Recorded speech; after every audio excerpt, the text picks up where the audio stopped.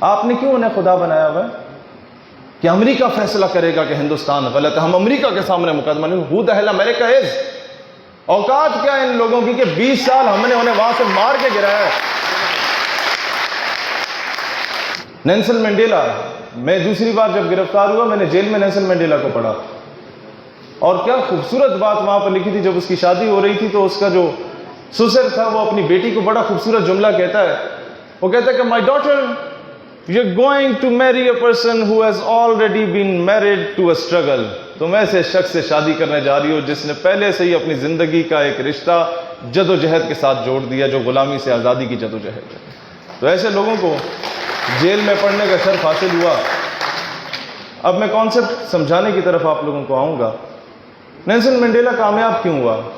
غالباً 27 سال جیل میں رہا، جلسے سے خطاب کر رہا تھا اور دوران خطاب اسے گرفتار کر دیا گیا تھا، اور 27 سال جیل کی چکی میں رکھا گیا. 27 سال کے بعد جب وہ رہا ہوا تو سب سے پہلے کہاں گیا؟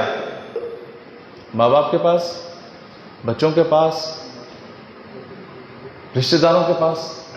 نہیں، وہ اسی جلسہ گاہ میں گیا. کچھ لوگ مر گئے تھے 27 سالوں میں، کچھ بوڑھے ہو گئے تھے، اور کئی بچے اس 27 سالوں میں پیدا ہو کے جوان ہو گئے تھے. اور اس نے جب وہاں سے خطاب شروع کیا تو کیسے کیا؟ اور میں یہ کہہ رہا تھا.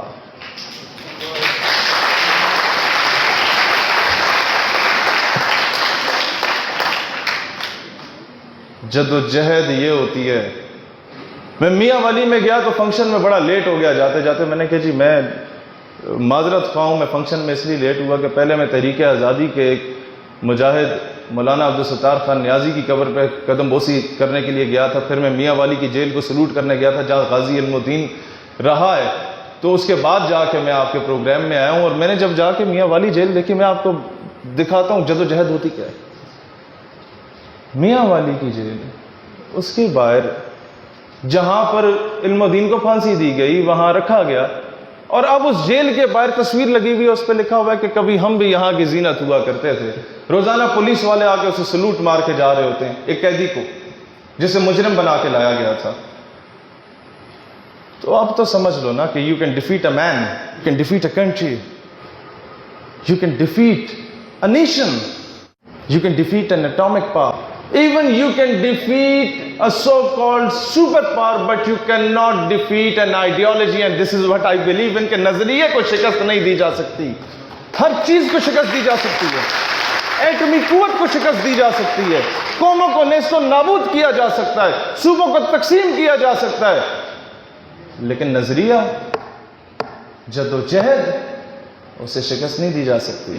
سر سید احمد خان نے انگریزوں سے پیسہ لیا 1857 کی جنگ آزادی کے بعد کہ تم یہ مسلمانوں کے بچوں کو مار رہے ہو، ان کے پاس تو کھائی بیلچہ ہے، یہ پھر بھی تم پہ حملہ کر دے گا، مسلمان بڑی عجیب قوم ہے، اس کو اپنا غلام بناؤ. کیسے بناؤ؟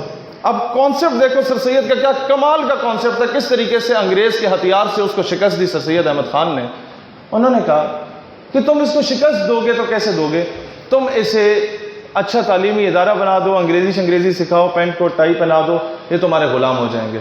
اب انگریز نے تو سال میں ایک بار وزٹ کرنا ہوتا تھا ان جامعات کا جو علی گڑھ یا باقی صورت میں سر سید کو بنا کے دی گئی تھی.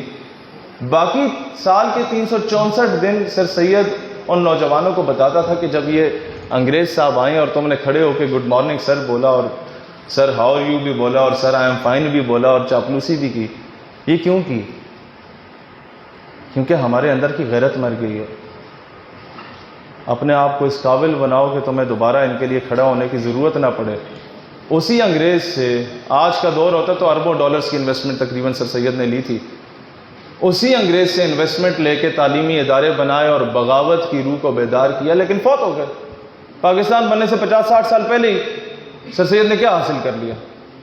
کچھ بھی نہیں کیا، بس عمارتیں کھڑی کرتا رہا. بھائی زندگی ضائع کر دی نا. نہیں، 40-50 سال کے بعد جب قائد اعظم نے تحریک پاکستان کا آغاز کیا تو سب سے پہلا اگر کہیں سے رسپانس آیا تو علی گڑھ یونیورسٹی سے رسپانس آیا. اور پھر کیا ہوا؟ پھر یہ ہوا کہ دانشور اٹھے. ہر علاقے میں دانشور ہوتے ہیں جناب. آج کے دور میں تو ماشاءاللہ پتھر اٹھاؤ درمیان سے دانشور اٹھ رہا ہوتا ہے. تو انہوں نے کہا کہ تمہیں پتہ یہ جناح جو ہے یہ تمہاری زندگی کا 1 سال ضائع کر دے گا، اس کے پیچھے نہ چلو، یہ بیوقوف بنا رہا ہے تمہیں، تمہاری تعلیم ضائع ہو جائے گی۔ اب سر سید کی 50-60 سالہ پرانی محنت تھی جس نے جواب دیا کہ جناب علی ہم جانتے ہیں کہ مسٹر جناح کے ساتھ نکلے تو زندگی کا 1 سال ضائع ہو جائے گا، لیکن ہم یہ بھی جانتے ہیں کہ اگر آج ہم نہیں نکلتے تو امت کی نسلیں اور صدیاں ضائع ہو جاتی ہیں۔ یہ علی گڑھ کی 60 سالہ پرانی جدوجہد تھی سر سید کی، جس نے آج ہمیں پاکستان دے دیا۔ یہ لانگ ٹرم میئر اب کیا ہوا؟